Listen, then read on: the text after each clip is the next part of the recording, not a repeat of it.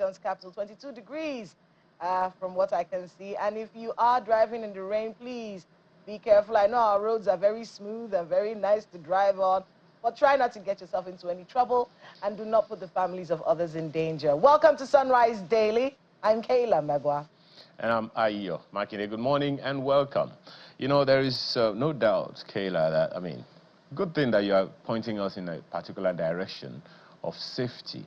But then there is always that saying that prevention is better than cure. All over the city of Lagos yesterday, quite a number of people had a thing or two to say about the experiences they had. Practically, maybe, for want of a better word to say it, swimming, through traffic, in the course of the day. The videos are replete. They're everywhere of people in different parts of Lagos in particular having experienced one flooding or the other. Of course, we'll be talking about that among a number of other things this morning. But I don't know what, was there any such experience in Abuja? In parts of the nation's capital, we did have flooding, but, it's not as bad as it used to be. And I really have to give kudos to the FCT authorities on this one, because years ago, Ayo, there were places in the FCT that once the rain starts, we're in trouble that year. But many of those places, it was because a lot of houses were built on waterways. And really, the FCT, Emergency Management Agency, took their time over the years to demolish all these houses. Despite all the hue and cry, everybody was so upset with them. But we can see that it's yielding results. Places that were prone to those kinds of flooding like we're seeing in Lagos, like Ogun, I love those places. Things are actually a little better. There are still some areas, though. There are places in Lugbe where we still have issues of flooding and whatnot. But, in many ways, it has reduced a lot. Some people are even talking about the construction going on across the FCT and how sometimes, all that sand from the construction kind of goes into the gutters and blocks them. So people have been calling on the FCT authorities to clear as much as possible so we don't have those type of situations. Even here in Guzape, we used to have that, but it's been sorted now. But let me let you talk to us about what's going on in Lagos and how disappointing the situation is. It feels like, Ayo, we talk about this every year. Well, yeah, we do. But, there's always that struggle between what government has to do and what the people have to do. And that is something that I always try to say, bring everyone's attention to. When we say government, it's just one individual who didn't do what he's supposed to do at any given point in time. And now, you talked about some houses built along flood paths and all. Someone gave the approval. Or some people turned the other side, to turn their faces away from that, from whatever it was that was happening in those places at that time.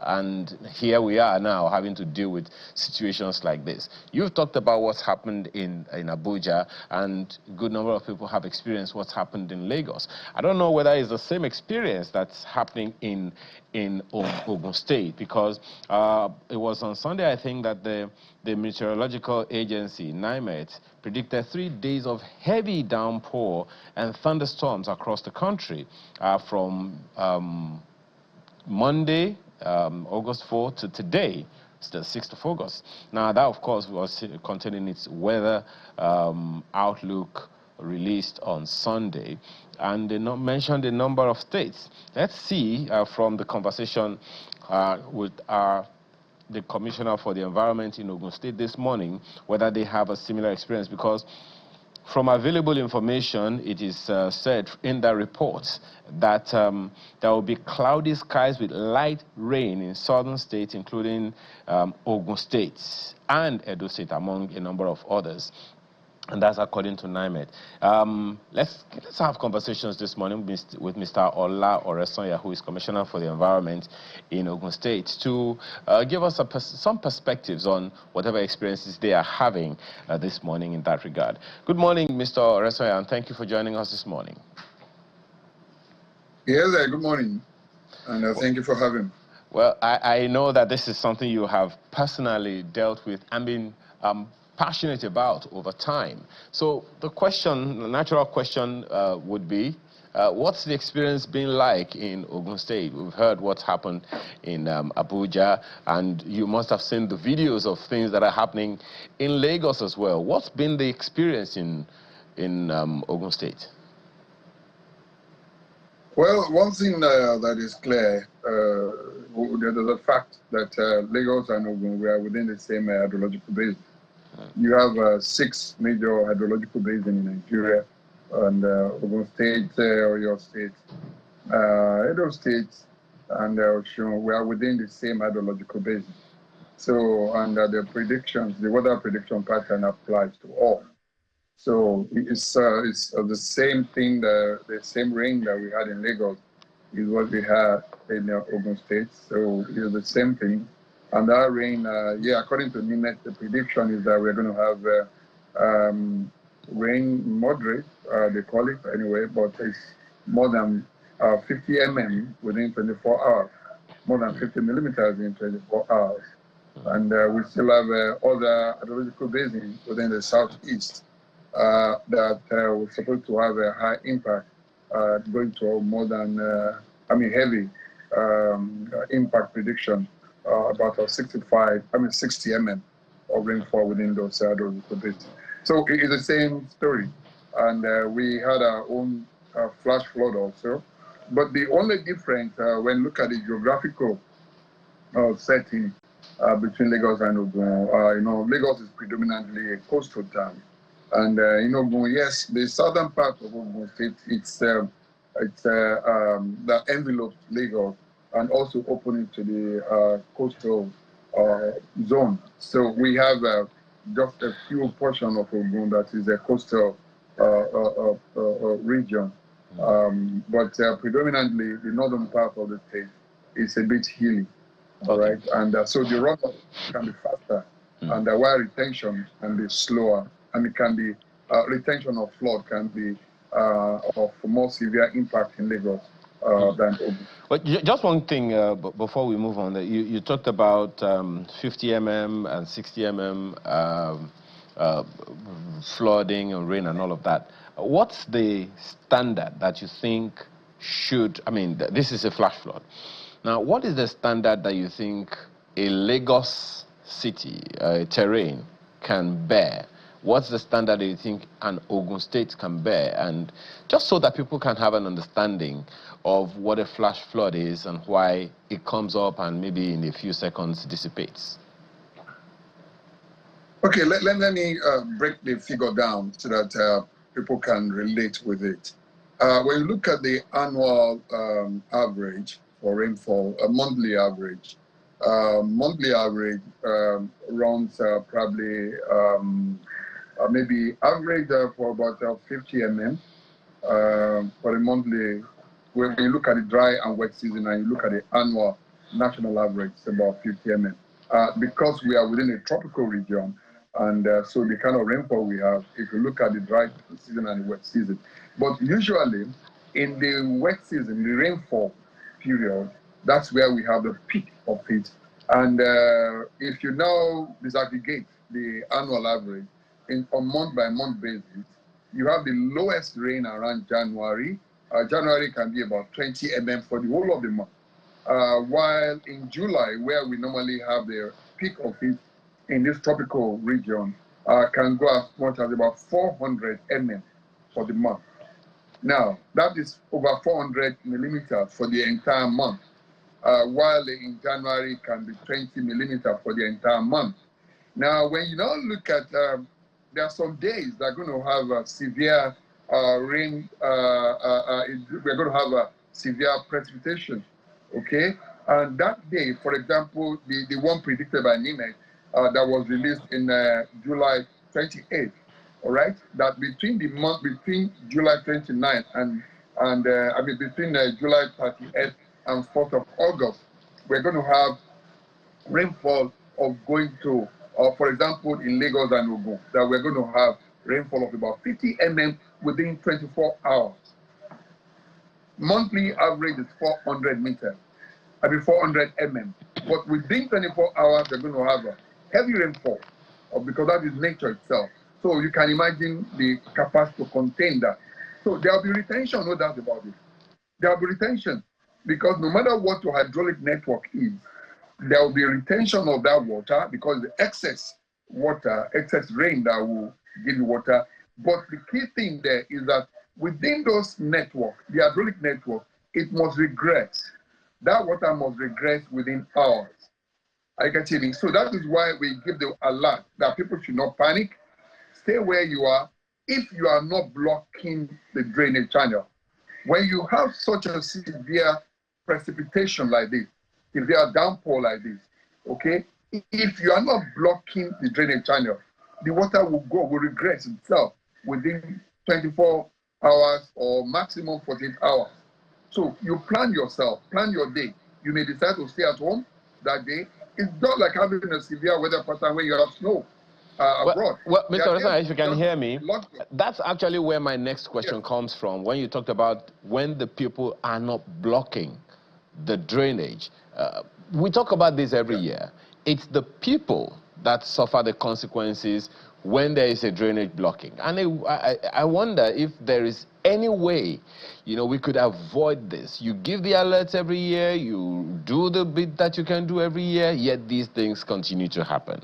What is responsible for this what one can call civil disobedience? We have local government authorities. We have community development associations. So why do we have to talk about the same thing year in, year out, and we continue to get the same results?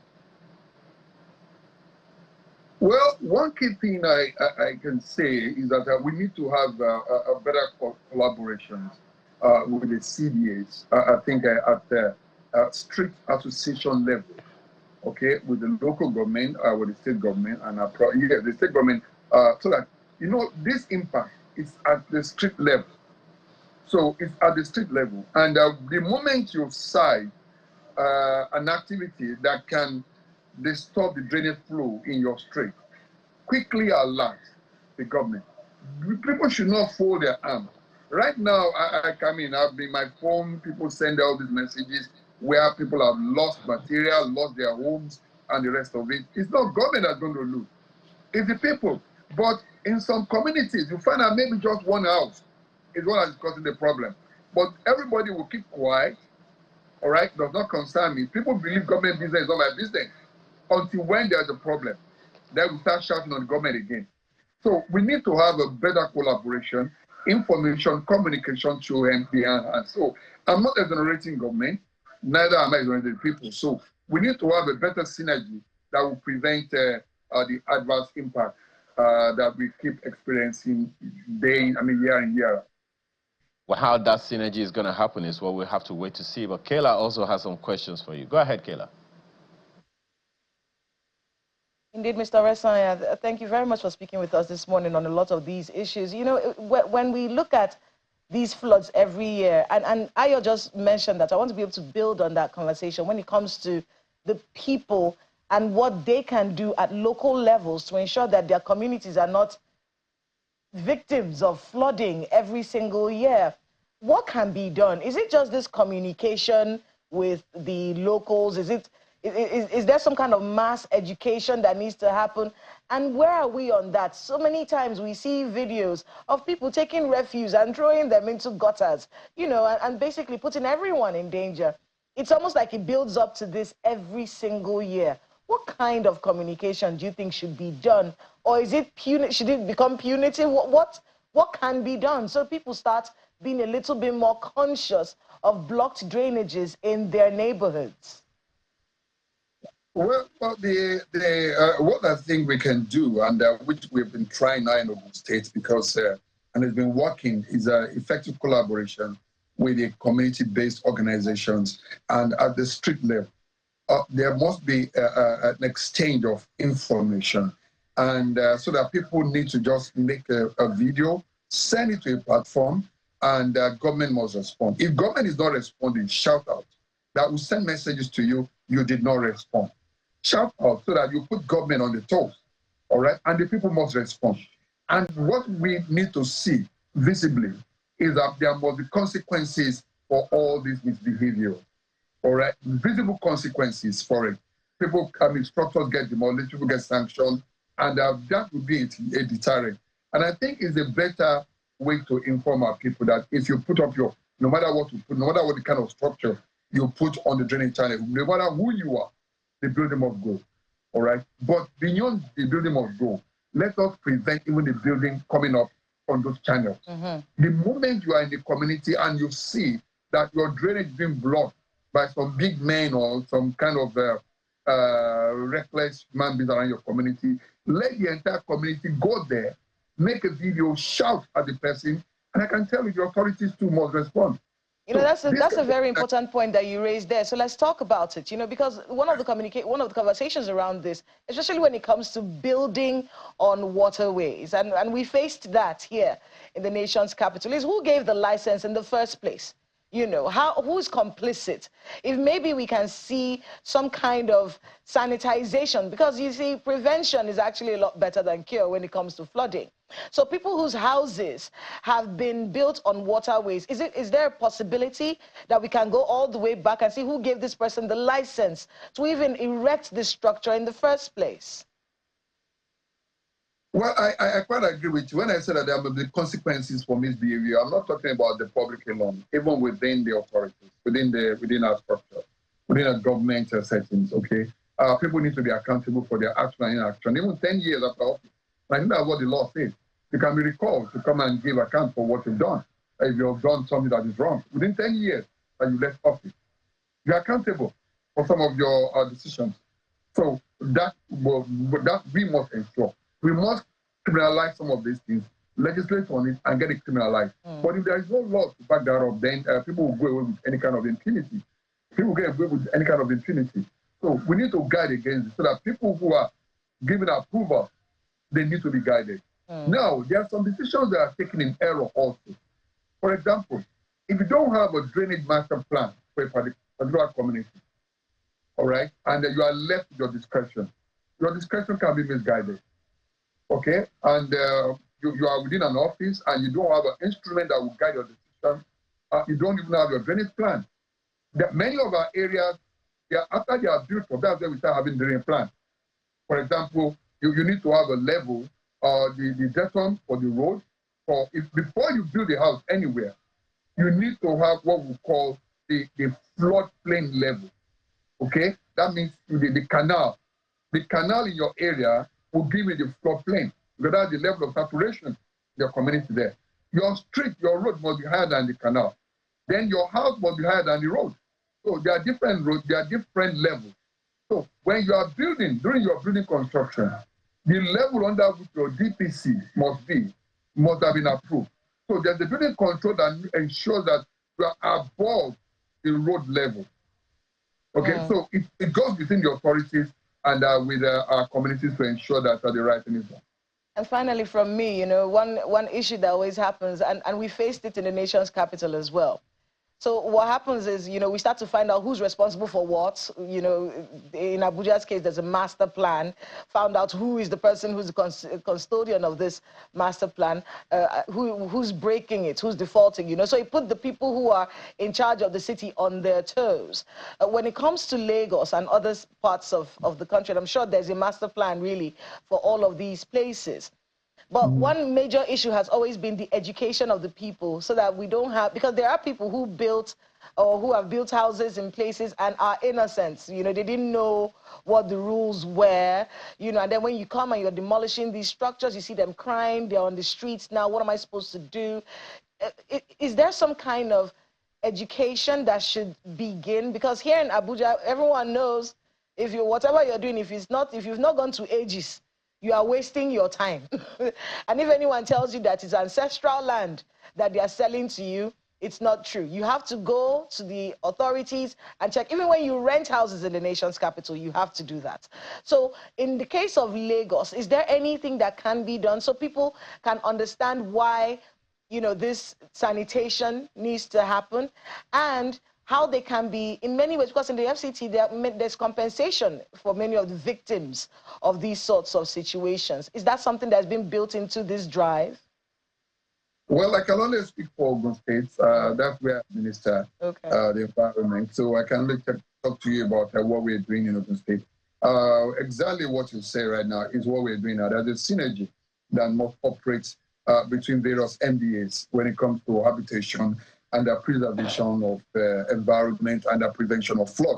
So it's not just one agency, okay? It's an interministerial assignment. So there are structures right now we have we have various level of approval when you want to build your property, your house in Ogun State, and where we have to strengthen those structures to guide our people, and beyond just guiding them, all the wrongs that have been done before, we must make sure that we advertise the consequences of punitive consequences for those things. So within government officials who have done something wrong, and just a member of the public who have done something wrong, when you publicize what's going on, I'm sure everybody will sit up and do the right thing. Well, we can only wish you the best and continue to hope that at the end of the day, there is absolutely nothing that will make any unfortunate difference. We have to thank you so much for your time this morning, Mr. Olaresanya, Commissioner for the Environment in Ogun State, and all the best all the time. Thank you very much. All right. And, of course, as you would expect, there's been some back and forth here and there, but one of them is from Ayode Begapan. That would be Adewale Adesanya, who is a Labour Party candidate in Ogun State. Thank you so much for your time this morning. Thank you for having me. Tell us what exactly is happening. The election has not held. No, the election has not held. Okay. There's a by-election on August 16th. Okay. However, a few days ago, INEC released the list of the qualified candidates, and to the surprise of many and myself, the Labour Party was excluded from the list of contestants in the upcoming election. Is there any particular reason given? So, first, there are internal leadership tussle within the Labour Party, okay. But I'm not here to take side. I'm just here to explain what has transpired.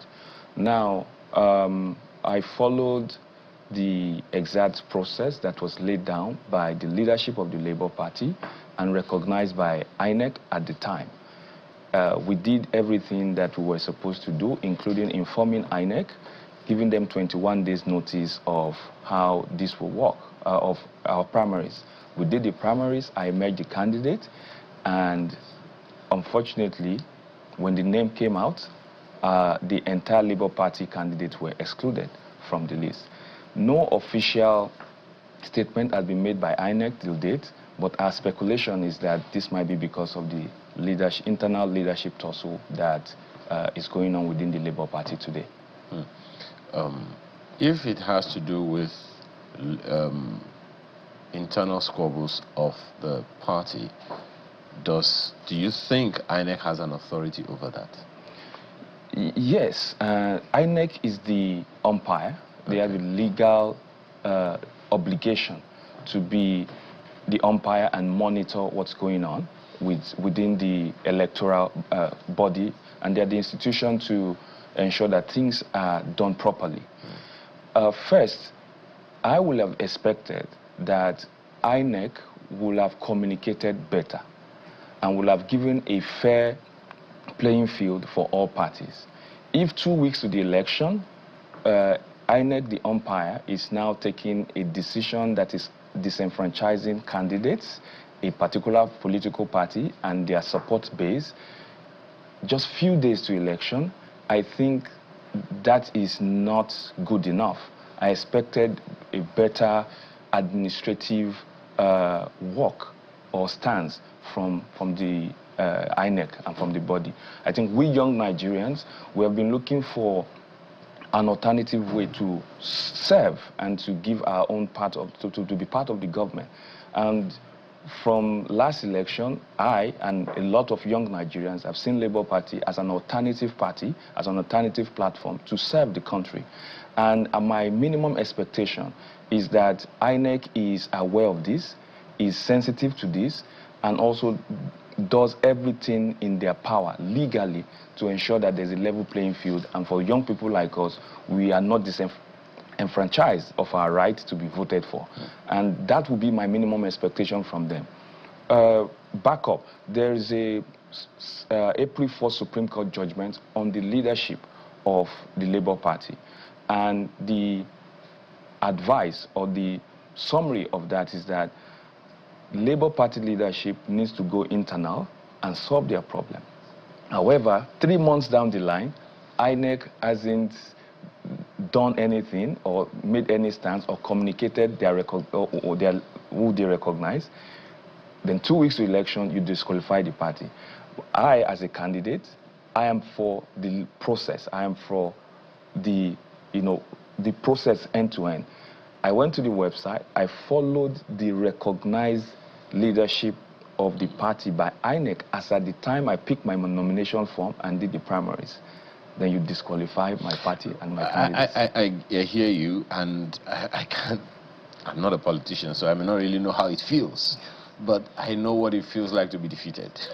I know what it feels like to feel defeated. But you are also not unaware of the fact that over time, INEC has taken that position of not recognizing candidates, even of the big parties, so to speak, that their party systems, their party leaderships are not properly structured.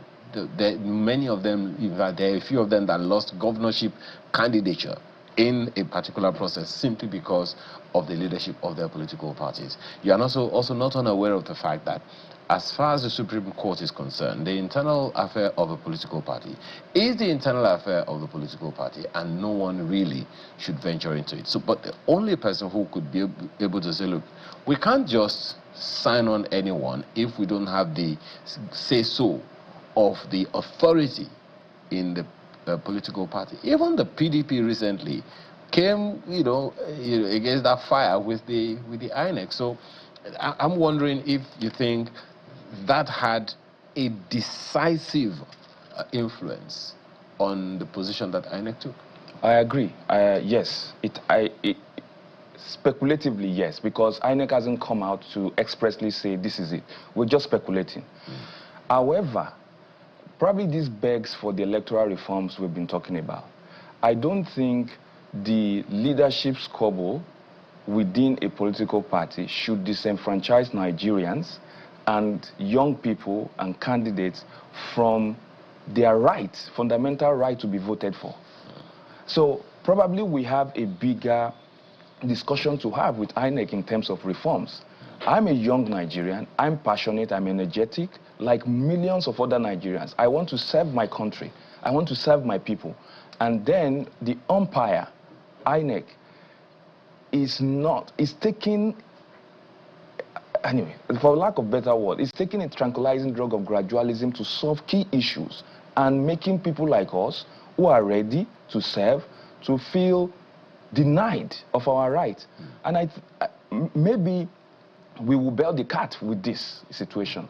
But going forward, this is not about me. Unfortunately, I'm going through right now. But I'm representing a lot of young Nigerians that want to serve and change this country. And we're looking for alternatives. We're tired of the old politics of confusion. And we want a new way of serving our country. We want an opportunity.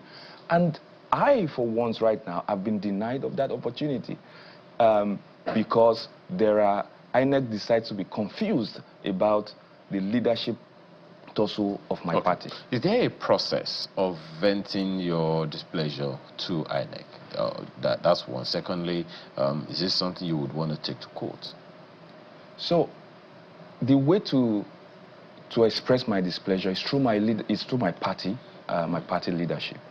Irrespective of whatever leadership INEC decides to recognize, I, for one, I am for Labour Party, and I have done my own work in my constituency, working within the party to unify the party as a candidate and as a leader as one of the leaders of the party.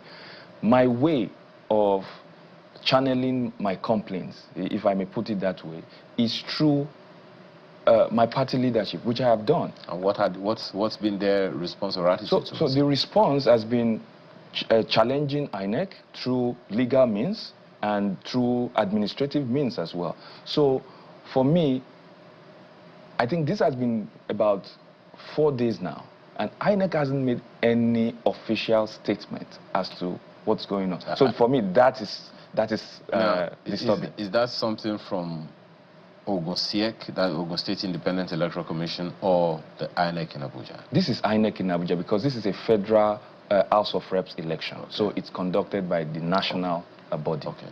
Now, is there any thing you are aware of? I mean, you've already said that there's a leadership tussle in your party in Ogun State. So if that same leadership approaches INEC, do you think INEC would listen if the reason, just as you said, we're speculating, if the reason is a leadership challenge? So just to note, the leadership tussle or issue is at the national level. So for us, within my own constituency that I know, we're working together and we're looking forward to this resolution. Harmonization processes have taken place and it's just been probably very slow. However, for INEC, I just believe INEC should have done better with their administrative process and not wait till this time to disqualify an entire political party or their candidates. This is my request and the request of a lot of young Nigerians to say we cannot continue to have an umpire that waits until die minute before they make decision. If I had gone to the website, for example, of INEC and it states that not applicable or puts anything like that on their website, that will have given me that, okay, this is where we are. And it will help a lot of young Nigerians like me or candidates like me to take a better decision. But Absolutely. You go to the website and Barrister Abure is still on the website, even as at now that I'm speaking, except it's changed before I came up to the studio. So that is my expectation of INEC. I'm using this opportunity to say we need to reform, we need to sit up, because the lives of a lot of people depends on this process, and INEC needs to do better. Now that you're speaking for young people, and the whole idea, the reason you're going into this is because you have confidence in the system, and we're hoping that at the end of the day, everything is going to go the way we want to go. What would be your counsel? I mean, you've proposed some electoral reforms or the other. What would be your counsel in that regard? What are the things that you would want made better so that this other young people in your generation, as you put it, do not have the same similar experience? Thank you. So first, to the young people, I want to say we shouldn't give up. We can only fix the system by engaging the system, by participating in the system. I think for far too long, we've been spectators, we've been supporting our elders and the like. But now that someone like me and many more young people will be part of the system, we will force the reform. We will not force, but maybe support and help the reform. So, for example, one of the reforms should be the leadership tussle of any party or people that decide to play politics with the leadership of a party should not affect the candidacy or the future of people who want to serve. Well, it's a long conversation. Yes. Really. And let's just say this is one of those several beginnings we always start, and then let's hope that the conversation will continue subsequently. Thank you so much for your time. Thank you very much for having me. Mr. Adewale Adesanya is a candidate of the Labour Party for by-election in Ogun State. Thank you again for your time. Thank you. Now, I mentioned a WAEC issue the other time. Well, let's get to it. Right now, we have with us Dr. Yomi Otubela, who is National President, National Association of Proprietors of Private Schools in Nigeria, to talk to us about this whole thing we're hearing about WAEC results and the rest of them. Thank you so much for joining us this morning, Mr. Otubela. Thank you for having me. Well, first of all, help us understand what is happening. Depending on whose notes you are looking at, you hear stuff about WAEC. Okay, the results are out, the results are not out. Okay, WAEC has released some results, there's been a drop. Then there was a list making the rounds of some schools that have been suspended here and there.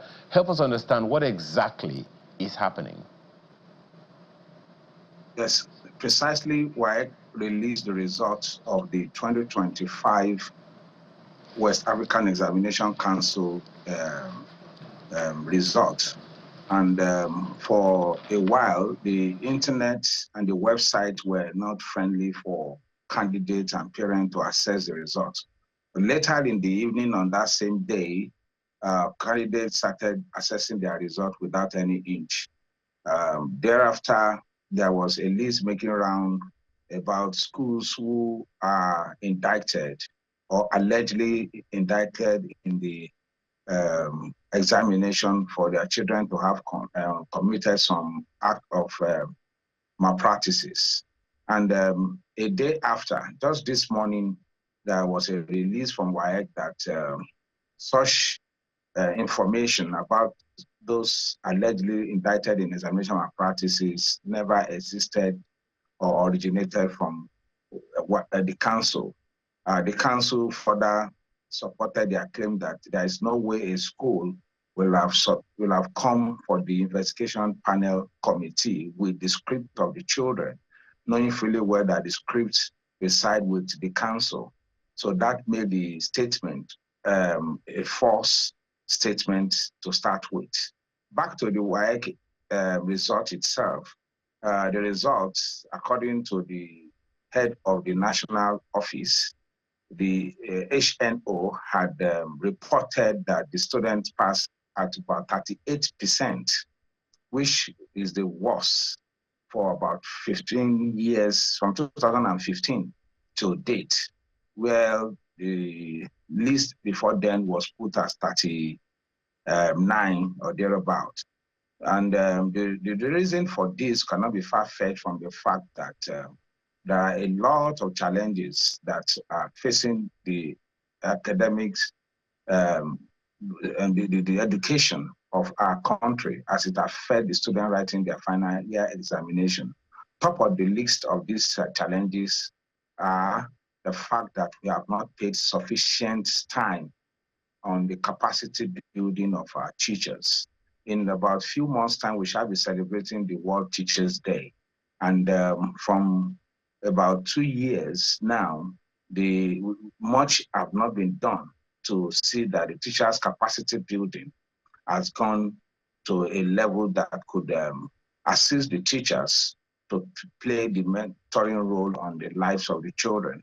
Aside this, is that you agree with me that the budgetary allocation is as far short the recommended percentage by the UNESCO to education. We also have issues that relate with infrastructure and digital accessibility, especially in the rural area where children hardly have access to computer, and where they are, it is just about 1 to 100. And we still have some of these children who are studying under an atmosphere that is not conducive for learning. So this then points to the fact that there is a whole lot of gap, a wide gap between what is going on in the class and the outcome from the children. It's also hello. My apologies, Dr. Otubela. You've touched on a very sore point when you talked about the learning conditions of the students.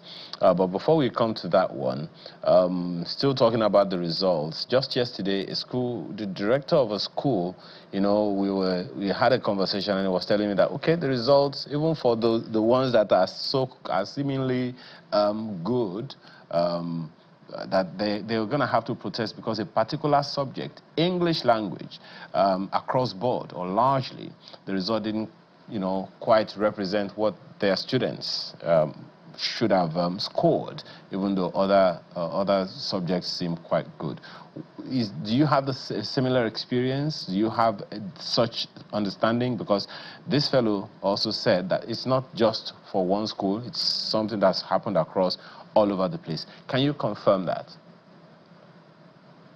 Yes, we have received some concerns from members of our associations who claim that result does not reflect the ability of some of the children. And of course, WAEC has a gateway to resolve such concerns where you can apply for revisit of the marking of that individual child script. So we've encouraged our members to take into that network and ensure they apply for revisit of the marking of the children's script, especially those children that we can vouch for. So that is ongoing. We could not also overrule the fact that the condition in which the examination was written in some states are not acceptable by us. For the fact that children were writing exam late into the night with candle and torchlight cannot be a standard that that will allow us to have commendable results. I must therefore commend children who have, in spite of all the hardship, economic in particular, and all other challenges in writing the examination or even preparing for the examination, has come out with a commendable result. We must commend these children. And overall, I think there's a challenge in our educational system at the moment, and we all, both private and government, we all need to have a more robust working relationship that can visit this issue and see that we are able to identify where the challenges are from and profile a lasting solution. You know, Dr. Dubela, we had a discussion on Channels Television with Dr. Sam Adeyemi, who is a leadership expert. And one of the things that he said, in fact, he came on air with us on the day we were talking about the issue you just mentioned, and you've talked about it twice, meaning it's a concern for you. Students writing in very, very unsavory conditions, writing exams at that, not just taking notes, writing examinations in very unsavory conditions. His opinion is that what is going to happen in another 30 years has begun in the conditions, from the conditions within which those students wrote the exams there. And he says that in other climes, that's ground for declaring a national emergency on education. Now, when you say that something needs to be done, do you think it is as drastic as Dr. Adeyemi is suggesting, that we should call for a national emergency, a state of emergency on education in order to protect the future? Yes, the current Minister of Education are taking the bulls by the horn by ensuring that some policies are pushed outside there to confront these challenges, some of which he has challenged the body in charge of registration of teachers, registration council, to ensure that no teachers, nobody, no personality, no officer that has not been verified by the TRCN is allowed to interface with these children. And I will not agree less with Dr. Adeyemi, knowing that whatever goes in is what comes out of woman. As a man thinketh in his heart, so he is. So we cannot raise children who have to struggle to pass the examination without adequate facility. We cannot expect much from them. It is what we give into them that will come out of them in some many years to come. And that's suffice to say that what is coming out currently has started some 30 years backward too. And except we take drastic action to correct that, we shall continue to have these challenges, and it may be worse. But for the fact that the current minister has shown capacity, has shown tenacity, I'm not in doubt that there will be some quick change in the years to come. Just one quick one before we go. What's the role for private schools as well? Because some of these schools that we're talking about are not just public schools. Some of them are private schools. And you've also talked about rural areas and the rest of them. And we have private schools all over the place.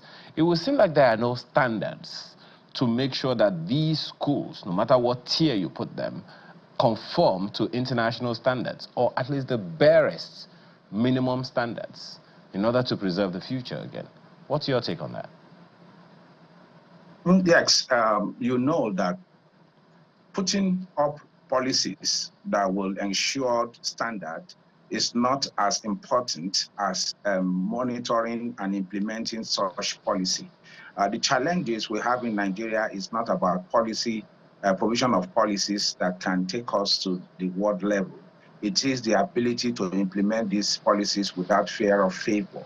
In times we have seen where challenges have been seen, and monitoring team has observed a shortfall in policy implementation, and no drastic action has been taken.